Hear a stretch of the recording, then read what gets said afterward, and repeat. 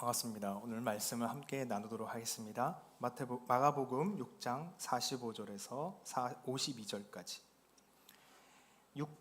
마가복음 6장 45절에서 52절까지 우리 한 절씩 교독하도록 하겠습니다.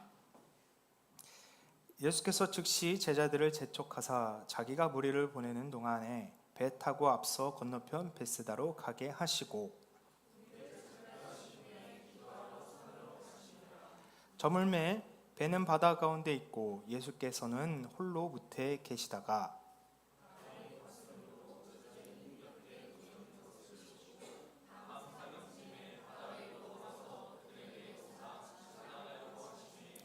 제자들이 그가 바다 위로 걸어오심을 보고 유령인가 하여 소리 지르니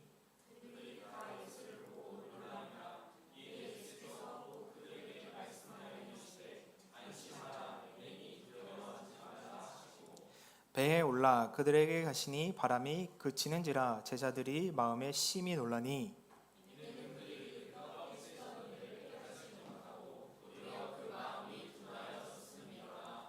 아멘. 네, 또 은혜 중에 우리 조우현 목사님이 휴가 중에 또 친히 이렇게 은혜가 넘치는데 마치 회사에서 부장님이 휴가 가겠다 하면서 휴가를 회사로 나오는 그런 네. 자, 지난주까지 우리가 오병이어 사건으로 6장을 봤는데요. 오병이어 사건은 순종과 감사의 훈련을 제자들에게 시키고 있습니다.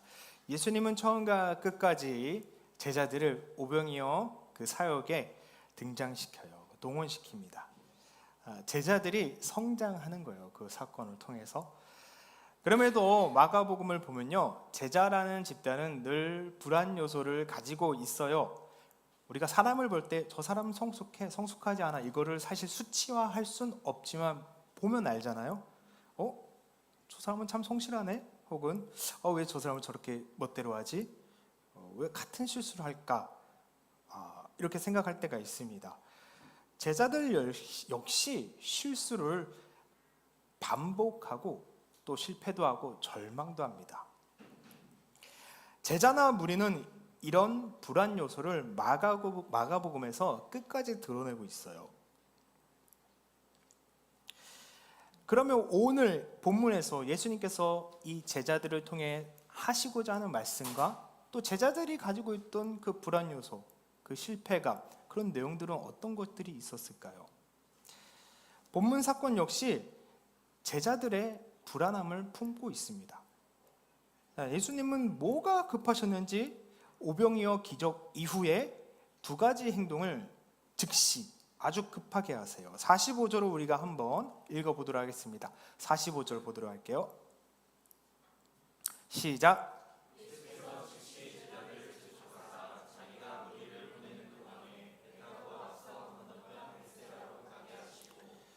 두 가지 행동을 하시는데 첫 번째는 제자들을 재촉해서 벳세다로 보내신 겁니다. 빨리 가 해서 보내시고요.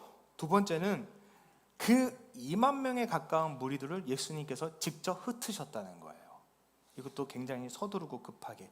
무슨 말이냐면 예수님은 다급하고 신속하게 제자들과 무리들을 분리시킵니다. 어떤 이유에서 분리시켰는지 성경에서는 명확하게 언급하지 않지만 우리는 정황을 통해서 그 당시 상황을 통해서 알 수 있어요. 당시 이스라엘이라는 나라는 로마라는 나라의 속국이었어요. 그래서 본디오 빌라도라는 사람이 유대의 총독으로 부임했습니다. 그리고 이 지역을 다스리던 왕은 헤롯 가문이었어요. 헤롯 왕이라고 하죠. 근데 이 집안은 에돔 사람들이었어요. 에돔 지역 사람이고 유대인들이 아니었어요. 그 불만이 굉장히 많았어요. 그리고 로마는 세금 정책으로 유대인들을 괴롭혔어요. 그래서 유대인들이 누굴 싫어했죠? 세리하고 세리장을 굉장히 싫어했습니다. 이보다 더 충격적인 사건이 유대에서 일어났는데 어떤 일이라면 로마 사람들은요, 자기가 점령한 지역의 신전에 가서 그 신에 대한 예우를 합니다. 혹은 예배를 하고요. 의뢰를 해요. 그래서 로마가 유대를 점령했을 때 폼페우스 장군이 유대에 와서 성전에 들어가요. 성전에 들어왔는데 성전에 들어왔을 뿐만 아니라 어딜 들어가냐면 이 폼페우스란 장군이 지성소에 들어갑니다. 지성소에 군화를 신고 딱딱 들어가는데 굉장히 그냥 한번 눈으로 쑥 쳐다보고 와요. 왜 쳐다봤을까요? 아무것도 없으니까. 이게 뭐야? 하고 무시하는 듯하고 딱 나와버려요. 이 사건이 유대인들한테 엄청나게 충격을 줍니다. 여러분 성경을 안다면 그 지성소가 어떤 장소인지 알 거예요.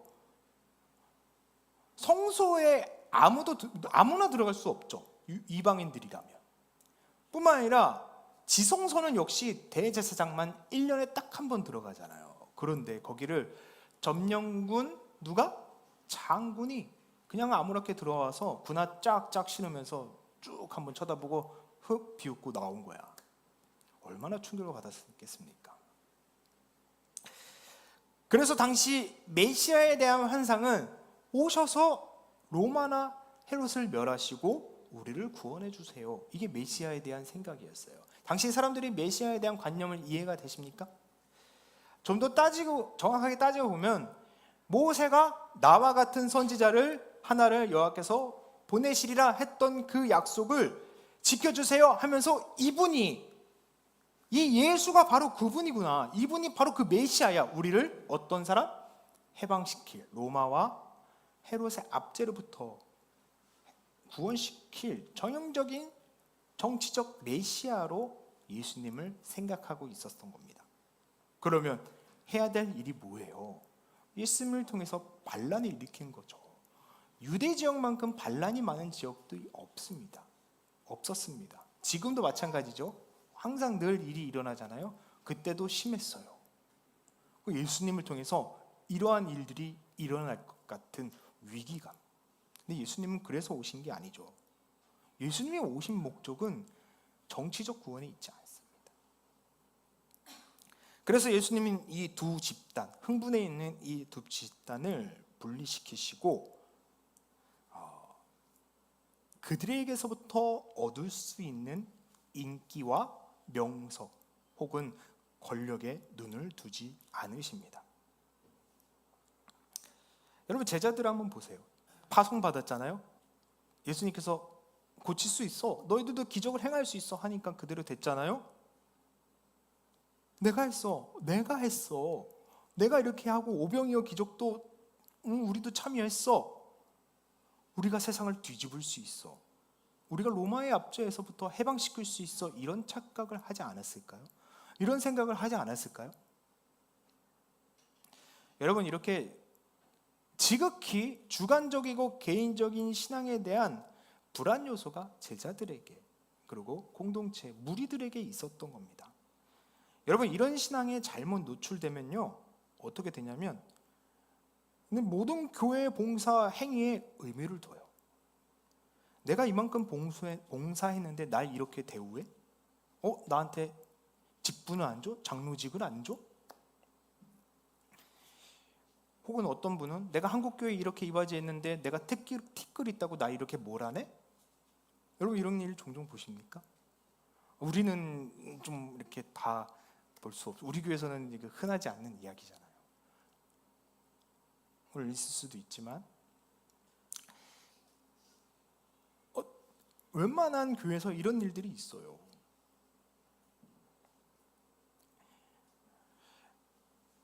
예수님은 이 흥분한 두 집단을 분리시킵니다. 그런 욕구와 욕망, 인기의 절정에서 제자들을 철저히 무리에서 분리시키고 그러면 본인은 무엇을 하셨을까요? 예수님은 이 무리들을 분리시키시고 하신 일, 그분이 하신 일, 기도하러 산으로 올라가십니다. 한적한 곳에 산으로 들어가서 기도하신 거예요.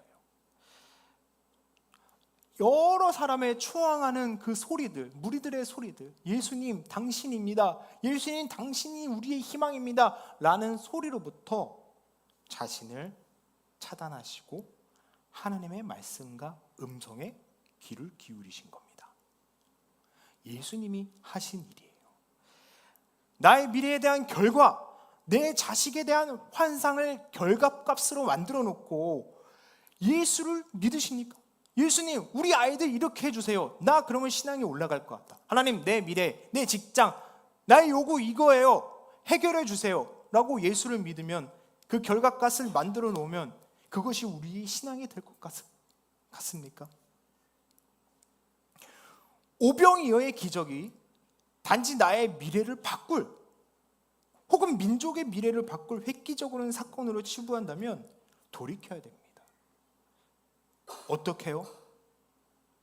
조용하고 은밀하게 우리 중심에서 말씀하시는 하나님 앞에서 우리는 서 있어야 합니다. 조용히 말이죠. 그분의 음성에 귀 기울여야 합니다. 그분이 우리의 삶을 어떻게 이끄실지, 그것이 인간의 기준에 성공이 아니더라도 말이에요. 자, 이렇게 흩으시고 산으로 오르신 후에, 기도하러 오르신 후에 바다를 걸으시는 사건이 이어져 나오는데요, 우리가 예수님의 바다를 걷는 이 기적을 통해서 세 가지 의미를 기억해야 해요. 첫 번째는 예수님이 하나님의 아들이시자 하나님이시라는 기독교의 놀라운 신비입니다. 우리가 48절을 한번 읽어보도록 하겠습니다. 48절 함께 읽습니다. 시작.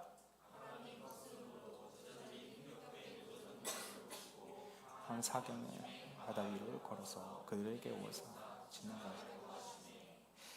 지나가시니, 예수님이 제자들을 배에 태워서 벳세다로 딱 보내십니다. 벳세다로 가는 가장 빠른 편은 육로가 아니라 당연히 바닷길이겠죠. 복잡한, 그 당시 고대 사회니까 길이 이렇게 막 잘 나와 있진 않았을 거예요. 그래서 직선적인 뱃길이 빠릅니다. 그런데 이 말씀을 통해 우리가 볼 수 있는 몇 가지가 있는데, 일단 시간을 알아볼게요. 예수님께서 오병이어의 기적을 베푸실 때가 날이 저물어 갈 때, 그리고 흩으셨을 때가 저물 때가 나옵니다. 그리고 밤 사경이라는 단어가 나와요. 예수님께서 제자들을 보낼 땐 이미 어둠이 내렸을 때예요. 날이 저물었을 때고, 제자들은 밤 사경이 되도록 여전히 그 갈릴리 호수에서 그 가운데에 멈춰 있습니다. 노를 저었는데 역풍 때문에 앞으로 가지 못하는 거예요. 날이 저물 때가 우리가 기본적으로 빠르면 6시, 늦으면 7시 정도에 날이 저물잖아요. 그리고 밤 사경은 유대 시간으로 새벽 3시부터 6시 사이예요. 그래서 이거 최소치와 최고치를 계산해 보면 8시와 12시간. 그냥 짧으면 8시간 바다에, 많으면 12시간 바다에 노를 젓고 있었던 거예요. 바람이 역풍이 불기 때문에 도저히 앞으로 갈 수 없었던 겁니다. 그런데 우리가 48절 말씀을 보고요, 두 가지가 궁금점이 생기는데요. 바람이 거스름으로 제자들이 힘겹게 노 젓는 것을 보시고 밤 사경쯤 바다 위로 걸어서 그들에게 오사 지나가시려고 하더라. 바다 위를 걸었다. 여러분, 갈릴리 호수가 아무리 호수라 해도 성경에선 바다라고 칭하잖아요. 규모가 상당해요. 작지 않아요. 근데 예수님이 바다를 걷는다 하더라도 그 호수 중앙까지 오는 데는 상당한 시간이 걸렸을 겁니다. 빠르게 도착할 수 있는 그 시간대가 아니에요. 또 한 가지는 예수님은 그들을 봤음에도 그냥 지나치려고 하셨다. 왜 그러셨을까요? 이 두 가지 의문을 한 가지로 이해할 수 있는데, 우리 기독교는 놀라운 신비를 가지고 있습니다. 그 신비는 예수님이 바다를 건너셨다는 것이 아니라, 바다를 건넌다는 건 놀랐잖아요. 인간이 어떻게 그런 일이 있어? 근데 그게 신비가 아니라 예수님이 누구시냐에 있어요. 예수님은 성자 하나님이세요. 믿으십니까? 예수님은 하나님이세요. 여러분이 이것을 신앙으로 고백하셔야 돼요. 우리 사도신경에 뭐라고 하죠?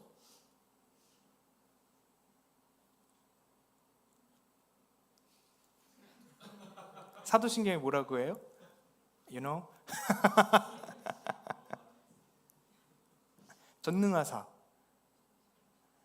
이게 사실 앞에 나는이 붙어요. 나는 전능하신 아버지 하나님 천지의 창조를 믿습니다. 나는 그의 아들 우리 주 예수 그리스도를 믿습니다. 왜? 그가 사람이면 믿습니까? 아니죠. 하나님이시기 때문에 믿는 거예요. 나는 성자 하나님을 믿습니다. 그리고 마지막에 뭐예요? 나는 누굴 믿어요? 누굴 믿어요? 나는 성령을 믿습니다. 이렇게 삼위일체를 믿습니다. 여러분, 이게 우리 신앙 고백이에요. 예수님이 하나님이시면 여러분 당연히 생각을 하세요. 시간과 공간을 초월해서 바다를 뚫고 오는 게 이상하신가요? 하나님이신데 그걸 못 하시나요? 당연한 거예요. 하나님은 그 모든 것을 초월하신 분이기 때문에 예수님은 그게 가능하신 분이에요. 시간과 공간을 초월해 계신 하나님, 그 성자 하나님을 제자들이 어둠의 깊은 시간, 칠흑같이 어두운 시간에 예수님을 본 겁니다. 제자들은 예수님으로부터 파송을 받아서 많은 기적을 누렸잖아요. 그렇음에도 노를 저었는데 앞에조차 나갈 수 없는 문제에 걸려 있어. 그렇게 많은 기적을 했는데 자기 앞에, 문 앞에 있는 문제조차 해결할 수 없었어요. 그런데 그들 앞에 하나님이신 예수께서 나타나신 거예요. 예수님께서 제자들을 지나쳐셨다, 이 말씀이 나오는데 여기서 지나쳐셨다는 것은 나타나셨다. 그분이 하나님의 모습으로 그들에게 나타나셨다는 겁니다. 그 하나님을 대하는 제자들의 모습은 유령인 줄 알고 놀랐다는 거예요. 우리는 이게 글로 읽으니까 잘 이해가 안 되죠. 여러분, 칠흑 같은 어둠을 경험하신 적이 있나요? 요즘은 그 위성에서 한국을 이렇게 딱 찍으면 엄청 밝잖아요. 서울이 엄청 밝죠. 밤에도 밝아요. 제가 12년 전 대학원 3학년 때 그 중국 쿤밍으로 단기 비전 트립을 다녀왔습니다. 일주일 동안. 곤명하고 휘성반나 그리고 야오족이 사는 산족, 그러니까 라오스와 국경지대였어요. 산족이 사는 동네에 가는데 침대가 있으면 그 막 뭐라도 침대로 만든 거야. 천장에 있으면 뭐라도 천장으로 이렇게 막아놓은 거야. 어떤 곳인지 아시나요? 여러분, 상상 못합니다. 너무 중국은 땅이 넓기 때문에 시골은 우리가 상상하는 그 이상의 시골이에요. 더군다나 국경지대였고, 거기서 이제 밤에 그냥 밤은 불은 없어요. 그냥 자동으로 이제 전기가 나간다 치면, 그러면 내가 손을 이렇게 대도 손이 안 보여요. 경험해 보신 적이 있나요, 이런 거? 거의 없죠. 진짜 어둡다는 게 내가 손을 이렇게 앞에 대는데도 내가 눈이 잘못됐나 싶을 정도로 어두웠어요. 고대 사회는 어떻겠습니까? 바다 한가운데 너무 깜깜할 거 아니에요. 근데 거기서 뭐가 이렇게 쑥 나타나. 오씨, 하나님이 이립니까? 유령이야. 당연히 소리치죠. 무섭죠. 만약 그들 중 한 사람이라도 유령이 아니라 하나님이시다, 예수님이시다 이렇게 소리쳤으면 성경에 기록됐을 겁니다. 전부 유령으로 알고 놀란 거예요. 제자들이 언제까지 예수님을 못 알아봅니까? 예수님께서 부르실 때까지. 안심하라, 나다, 두려워하지 말아라. 하나님이 인간에 나타나실 때 사용되는 언어입니다. 두려워 말라, 내가 너와 함께 함이니라. 놀라지 말라, 나는 내 하나님이 됨이라. 나다, 놀라지 말라. 두려워 말라, 내가 너를 구속하였고 내가 너를 지명하여 불러나니 너는 내 것이다. 예수님께서 배에 오르시니까 바람이 잦아졌습니다. 여기서 배에 오르시다, 이 행동을 보고 여러분 어떤 생각이 드십니까? 이 행동은 굉장히 인간다운, 사람다운 행동이죠. 생각해 보세요. 하나님이시면 그냥 가셔도 돼요. 그냥 물 위를 걸어가셔도 돼요. 그런데 인간이 만든 도구에, 배라는 도구에 친히 오르시면서 인간으로서의 모습을 보여주고 계십니다. 자, 이 신비가 기독교 신비의 완성이에요. 완전한 하나님이신 예수님, 동시에 완전한 인간이신 예수님. 그래서 빌립보서 2장 6절과 7절에서 그는 근본 하나님의 본체시나 하나님과 동등됨을 취할 것으로 여기지 아니하시고 오히려 자기를 비워 종의 형체를 가지사 사람과 같이 되시고, 하나님이시자 사람이십니다. 자, 무리를 걸으신 예수님을 통해 깨닫는 두 번째는 공동체는 성장한다입니다. 제자들이 놀람이 멈추지 않아요. 그 이유를 떡을 뗐던 일을 기억하지 못했기 때문에 둔해졌다고 합니다. 자, 이 부분을 마태복음과 이제 병행 구조로 한번 보면요, 여기서 누락된 이야기가 있어요. 누구의 이야기냐면 바로 베드로의 이야기가 누락됐어요. 마태복음은 이 어리석은 둔한 제자의 모습을 베드로 한 사람에게 집중시킵니다. 어떤 일인지 한번 읽어보도록 할게요. 마태복음 14장 28절에서 31절, 우리 한 목소리로 읽겠습니다. 시작.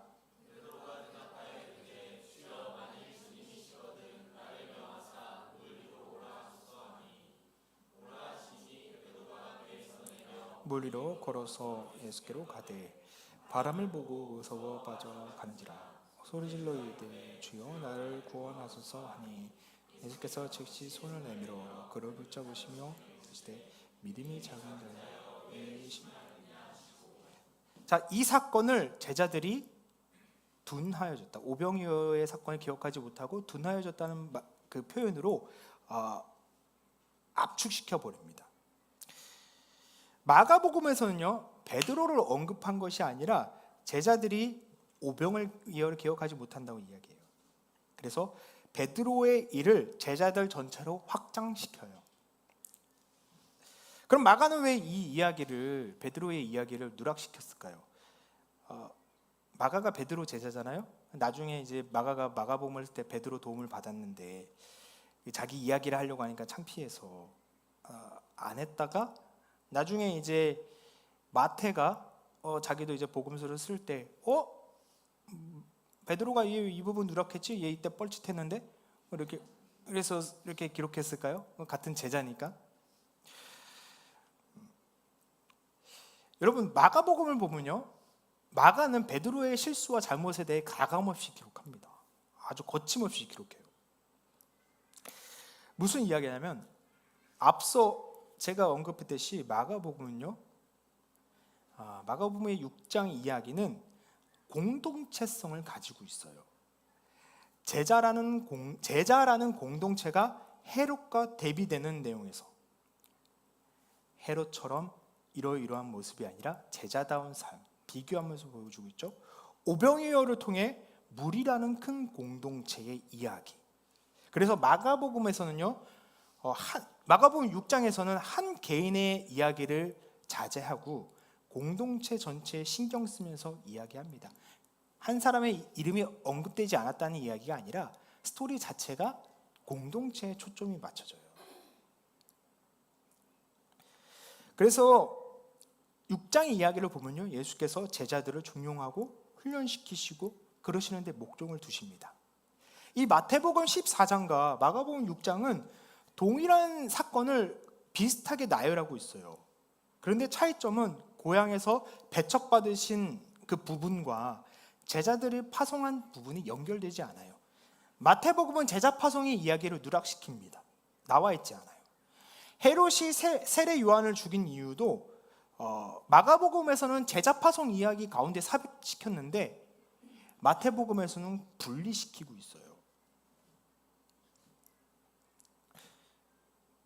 이 사건들 전체가 제자라는 공동체를 염두에 두시고 썼다는 것을 이야기하고 있습니다. 자, 마태나 마가 둘 중 하나가 잘못 썼다는 이야기가 아니라 서로 쓰고자 하는 방향성이 달랐다는 거예요. 마가복음 6장, 마가는 이 6장의 말씀을 통해 제자라는 공동체를, 그 공동체를 바라보는 교회 공동체에게 초점이 맞춰주고 있습니다. 마가라는 사람이 사역하는 로마 교회 공동체. 자, 로마 교회 성도가 이 마가라는 글을 읽었을 때 어떤 생각이 들까요? 교회가 처음 생겼던 시기, 우리가 초대교회라고 불렀던 시기에는 교회 역사상 가장 큰 외부적 박해를 받았던 시기예요. 300년 동안 누군가는 목이 잘려서 죽고, 바울처럼 베드로는 십자가에 거꾸로 못 박혀 죽고 양반으로 죽은 겁니다. 깔끔하게 죽은 겁니다. 사자밥이 되기도 하고요, 누군가는 피부가 벗겨져서 죽기도 하고요. 엄청난 고통과 박해가 300년간 이어져요. 그래서 누군가는 순교를 당했고, 누군가는 순교를 피해 도망가기도 했고요, 또 피해서 도망갔다가 회개하고 다시 돌아오기도 하고, 그래서 순교당하기도 하고, 누군가는 교회를 떠나 밀고자가 되기도 하고요. 이런 일이 공동체에 반복합니다. 그 밀고자가 많은 사람이 술경한 후에 다시 회심해서 교회에 돌아왔는데, 옆에는 자기 때문에 순교당한 형제 자매의 자녀들이 앉아 있어. 이런 일이 없겠습니까? 이게 초대교회의 모습이었어요. 고통 가운데 실패와 절망이 반복되는 시기에 마가복음에서 이 제자들의 실패는, 이 제자라는 공동체의 실패는 오히려 그들에게 깊은 위로를 줍니다. 어떤 마음이었을까요? 칠흑 같은 어둠에서 예수가 하나님이신 것을 못 본 것은 바로 오늘 이 고통을 사는 내 모습이구나. 실패는 나만 하는 것이 아니구나. 그럼에도 불구하고 하나님이신 예수님은 끝이 안 보는 어둠 속에서도 우리와 함께 하시는구나. 네, 공동체는 이렇게 실패하면서 성장합니다. 여러분, 완전한 공동체를 꿈꾸십니까? 그러면요, 법으로 다스려야 돼요. 최소한.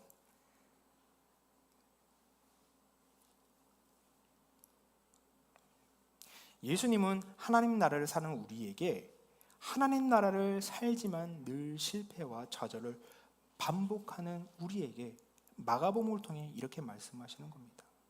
실패가 나쁜 것이 아니야.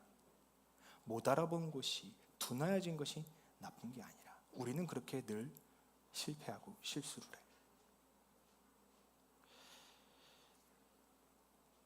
예수의 제자가 되는 것은 너의 욕구를 다 채운 헤롯처럼 사는 삶이 아니야.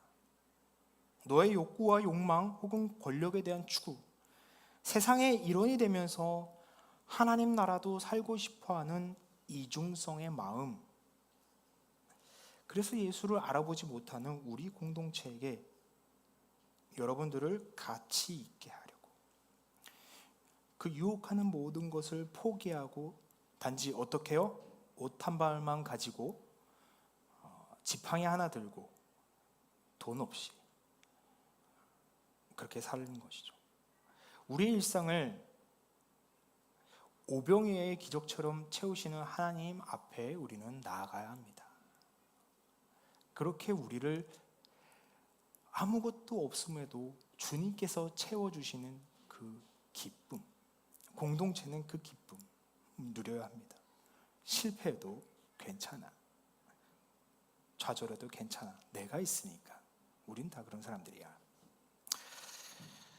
저는요, 군대를 4주밖에 다녀오지 않아서 잘 모릅니다.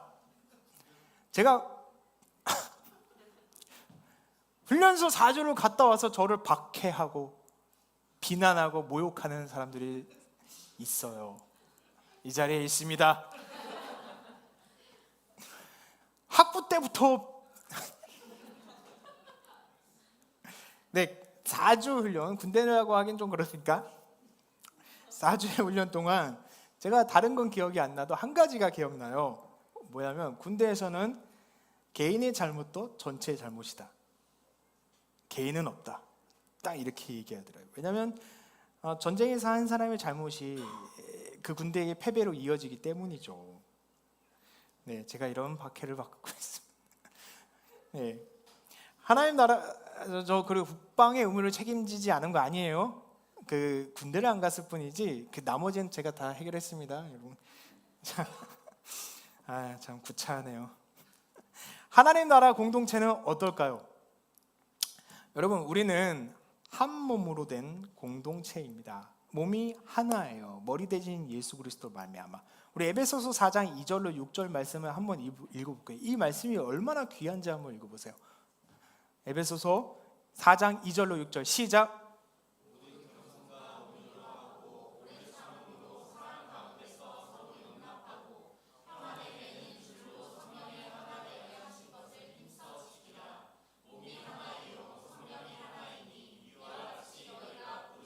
한 소망 안에서 부르심을 입었느니라. 주도 하나요, 믿음도 하나요, 세례도 하나니 하나님도 한 분이시니 곧 만유의 아버지시다. 만유 가운데 계시고, 네, 평안에 매는 줄로 성령의 하나 되게 하신 것을 힘써 지키라. 우리가 평안에 매는 줄로 하나가 되었습니다. 하나님도 한 분이시기 때문에 우리도 하나입니다. 너무나 놀라운 말씀입니다. 여러분, 우리는 하나이신 줄 믿습니까? 우리의 실패는 나쁜 게 아닙니다. 그 실패를 통해 하나님은 우리를 어떻게 하신다?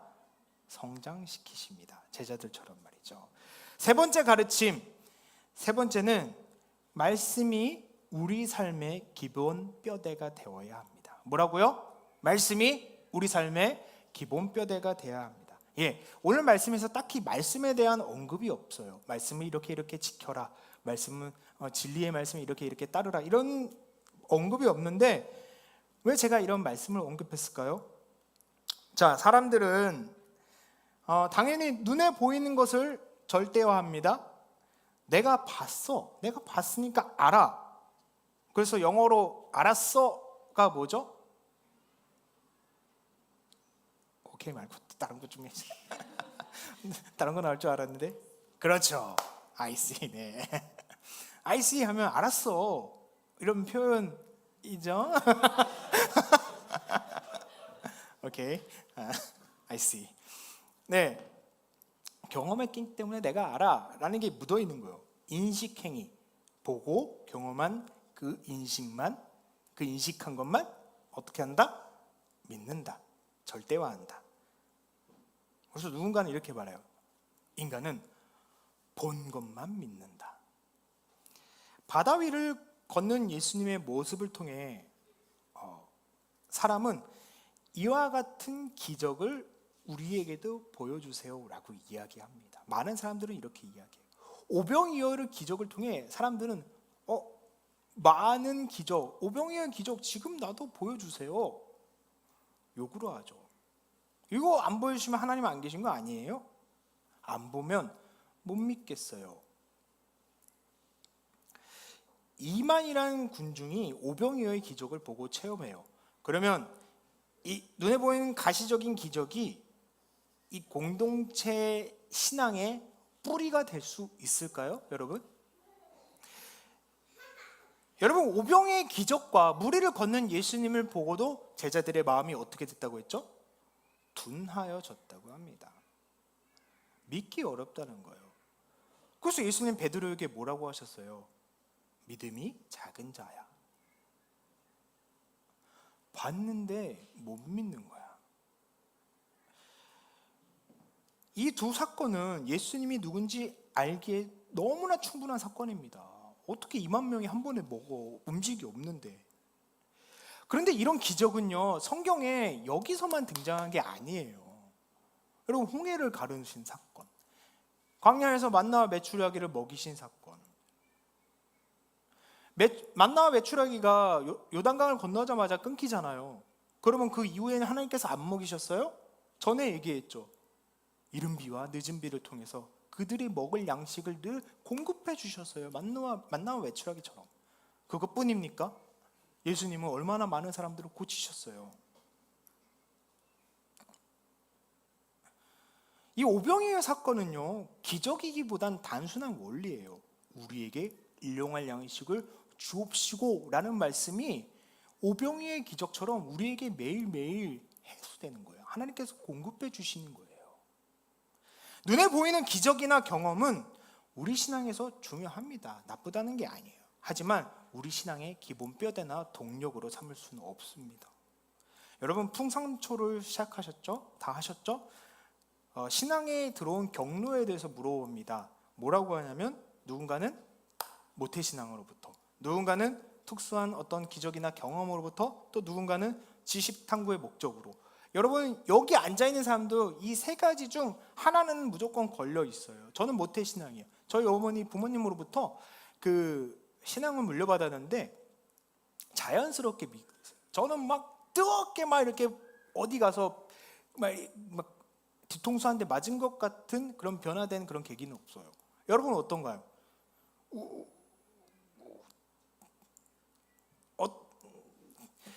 이 얘기를 해야 될지 모르지만 제가 우리 동네 어떤 교회를 가게 됐어요. 무슨 뭐 밤에 축제 뭐 한다고 했는데 예배를 하더라고요.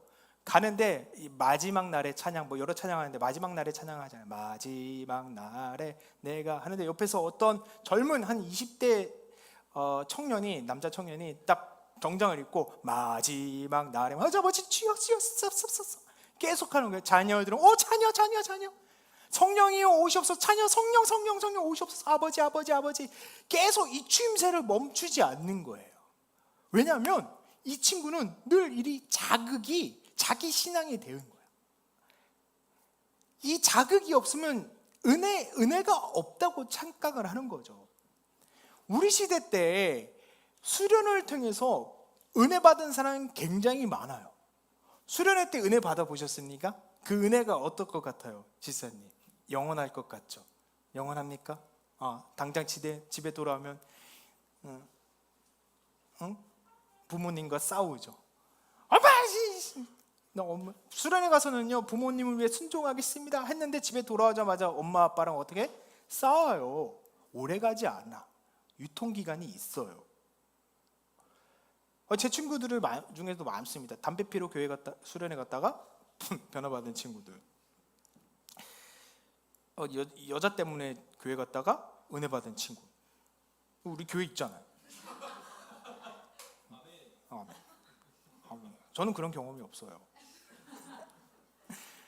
여러분, 그런 기적이나 경험을 신앙의 동력으로 삼을 수 없습니다. 달리 말하면 바다를 겨루시는 예수님을 본 제자들이 그 경험이 신앙의 동력이 될 수 없다는 거예요. 그건 예수님을 따르는 우리도 마찬가지입니다. 이런 경험이 중요하지 않다는 것이 아니라 신앙의 뼈대, 자극적인 것, 우리를 늘 자극시켜야 하는 것, 그건 신앙의 동력이 아니라. 그러면 우리는 무엇을 통해 우리 신앙의 기본기를, 뼈대를 삼아야 될까요? 무엇이 우리 생활의 뼈대가 되어야 될까요? 그것은 바로 말씀입니다. 성경 말씀이에요. 우리는 이 말씀을 통해 하나님을 봐야 합니다. 그래서 우리가 저거 믿음 벌크업, 미크업, 제가 저거 목사님한테 이제 일일 체크하는 걸 딱 서류 만들어서 딱 보낼 때 미크업이 아니라 밑벌업이라고. 밑벌업, 믿음 벌크업, 밑벌업, 이게 좀 더 입에 맞지. 욕을 오지게 먹었습니다. 너는 씨발이면서. 여러분, 세계적으로 유명한 운동 선수는요, 매일 훈련할 때 그 운동의 기초적인 그 운동에 엄청난 시간을 투자한다고 합니다. 우리가 잘 아는 김연아 선수도 말이죠.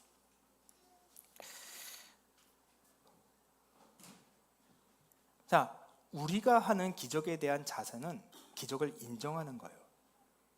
그런데 그 가시적인 기적은 누구에게나 보편적으로 일어나지 않습니다. 다만 우리가 성경을 묵상하고 때론 물어보고 때론 따지고 때론 기도하면 성경에서 일어난 오병이어의 기적이 오늘 우리 공동체를 끈끈하게 해준다는 것을 믿게 되고요, 내 삶의 일용할 양식을 채우시는 일상의 기적을 인정하게 됩니다. 그리고 칠흑 같은 어두운 우리의 삶에 예수가 하나님이시라는 놀라운 신비의 신앙으로 우리를 이끌게 됩니다. 말씀은요, 무리를 걸으시는 기적을 통해 제자들이 진정 그 앞에 나타난 하나님을 본 것처럼요, 우리 공동체 역시 말씀을 통해 그 하나님을 보고 경험하기를 간절히 바랍니다. 우리 기도하겠습니다.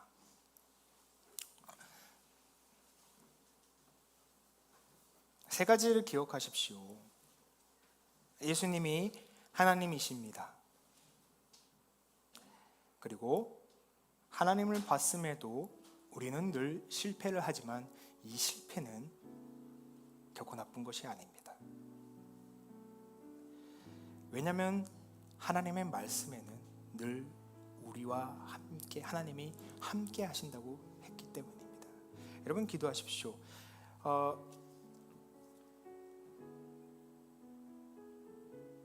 모두가 경험하는 것이 아니고 모두가 체험하는 것이 아니지만 누군가는 이 순간 절망에 빠져 있을 수도 있고, 누군가는 하나님이 인정되지 않았을 수도 있고, 누군가는 하나님을 인정하지 않을 수도 있습니다. 그럼에도 우리는 이곳에 나와서 하나님 앞에 예배를 드립니다. 왜냐하면 그분이 우리의 하나님이시기 때문이에요. 여러분 오늘 이 시간 인정하십시오. 마음속에 하나님 나에게 하나님을 알려주시옵소서. 하나님을 알게 하여 주옵소서. 하나님을 알아가기 원하고 그 말씀을 통해 하나님을 경험하기 원합니다. 이 시간 우리 조용히 간절히 기도하는 시간 갖도록 하겠습니다. 함께 기도하시겠습니다. 우리의 영원한 생명 되신 예수 그리스도를 간절히 바라옵고 의지합니다. 주님이 바다를 가르고 수많은 기적을 행했기 때문에 주님을 주님으로 인정하는 것이 아니라 주님이 말씀으로 우리 가운데 살아계심으로 우리가 고백합니다. 우리 공동체 늘 실패와 연약감 가운데 있는 우리의 공동체를 기억하여 주옵시고 우리 가운데 말씀으로 살아계셔서 하나님이 원하시는 그 공동체의 삶, 하나님 나라의 삶을 매일매일 실패 가운데 살아낼 수 있도록 하나님이 이끌어 주시옵소서. 우리의 삶이 비록 녹록찮고 어렵고 당황스럽고 아픔에 있다 할지라도 우리를 이끄시는 하나님의 은혜 가운데 우리가 춤을 춥니다. 우리가 기뻐합니다. 우리가 노래합니다. 우리의 기쁨과 찬양과 노래의 중심을 받아 주옵시고 하나님의 이름과 그 영광이 만세 영원토록 우리 삶 가운데 영원토록 임하여 주시옵소서. 우리의 낮고 연약한 마음 주님께서 받아 주옵시고 나에게 나타나셔서 두려워 말라. 나는 너의 하나님이다. 놀라지 말라. 내가 너의 하나님이 됩니다. 내가 너와 함께 하리라. 내가 너를 지명하였고 너를 불렀나니 너는 내 것이라 하시는 그 하나님 앞에 감사하며 감격하며 하루를 살아갈 수 있도록 이끌어 주시옵소서. 사랑의 주님, 오늘도 우리에게 나타나셔서 나다, 내가 너의 하나님이다, 두려워하지 말아라. 우리 공동체를, 우리 한 사람 한 사람을 위로하시고 사랑하시는 그 주님 앞에 우리가 나아갑니다. 우리의 실패와 연약함 그것조차 하나님 사랑으로 받아주시고 용납해 주시며 우리를 안으시고 이끄시는 그 하나님 앞에 말씀으로 우리가 순종하게 하시고 예배하게 하시고 따라가게 하시고 또 그렇게 우리의 신앙을 성장시켜 주시옵소서. 주님, 그렇게 우리와 하루하루 함께 하심을 믿으며 사랑 많으신 예수님 이름으로 간절히 기도합나이다. 아멘. 이제는 우리 주 예수 그리스도의 은혜와 하나님의 사랑과 성령의 교통하심이 예수님을 제자로 따르는 고백교회 사랑하는 성도 한 명 한 명, 한 사람 한 사람 우리 위에 주님께서 지금까지 이제부터 영원까지 함께 있을지어다. 아멘.